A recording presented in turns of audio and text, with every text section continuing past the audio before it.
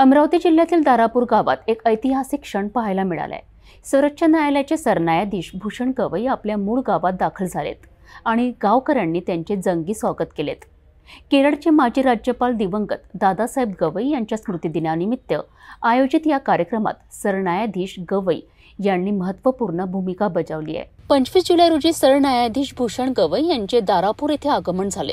यावेळी आमदार सुलभा खोडके व आमदार संजय खोडके यांच्या आमदार निधीतून बांधण्यात येणाऱ्या दादासाहेब गवई यांच्या नावाच्या प्रवेशद्वाराचे भूमिपूजन सरन्यायाधीश गवई यांच्या हस्ते पार पडले।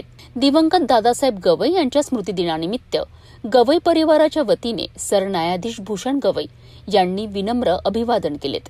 या कार्यक्रमाला खासदार बळवंत वानखडे, आमदार गजानन लवटे, आमदार रवी राणा तसेच अधिकारी व शिक्षक बांधव मोठ्या संख्येने उपस्थित होते।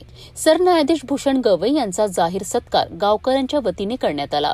गवई यांनी आपल्या मूळ घराला भेट दिली आणि बालपणीच्या आठवणींना उजाळा दिलाय।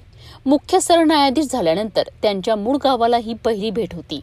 त्यामुळे दारापूर आणि परिसरातील नागरिकांमध्ये प्रचंड उत्साह पाहायला मिळाला।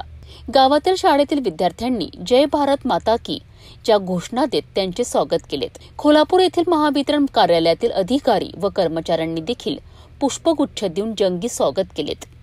सर्वोच्च न्यायालयाचे सरन्यायाधीश आपल्या मातृभूमीत दाखल झाल्याने दारापूर गावासाठी हा एक दिवस अभिमानाचा ठरलाय। सरन्यायाधीश भूषण गवई यांच्या या भेटीने गावकऱ्यांच्या आठवणींना आणि भावनांना नवा साज चढवला आहे।